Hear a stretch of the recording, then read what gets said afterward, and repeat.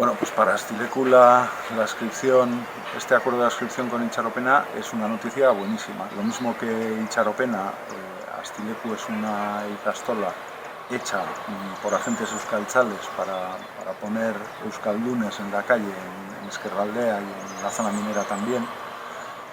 Lo mismo que Itxaropena, y entonces poder compartir un proyecto en el que nuestros alumnos tengan un destino educativo común, pues es muy interesante. Estamos muy contentos y creemos que los dos proyectos van a salir fortalecidos y que gracias a ello... Para Itxaropena es una oportunidad importante y es una oportunidad deseada desde hace años. Itxaropena lleva bastantes años ya creciendo y necesitamos que nuestros alumnos, cuando acaben DBH, tengan de alguna manera más o menos garantizado cuál va a ser su horizonte de cara al bachiller.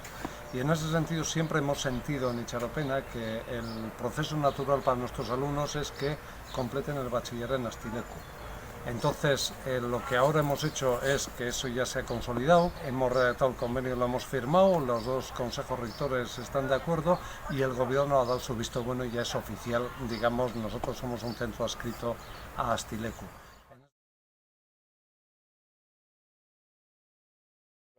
Bueno, en principio un acuerdo de adscripción, lo que ofrece a Itxaropena en principio es una prioridad a la hora de obtener plazas de matrícula en Astileku, pero esto va a ir mucho más allá porque no lo hemos hecho por eso solo. Esto se ha hecho para poder colaborar y poder hacer que nuestros proyectos se fortalezcan. Por tanto, nos abre una puerta interesantísima de trabajo para poder aunar nuestros proyectos educativos, revisarlos, aportar lo que sabemos en cada una de las ikastolas a la otra, y también nos abre puertas para abrir otros muchos proyectos como pueden ser los intercambios internacionales, los intercambios educativos, compartir el deporte, poder darle un empujón grande al deporte femenino, y ahora pues tenemos una enorme ilusión de poder compartir con vosotros, con Itxaropena, este nuevo camino.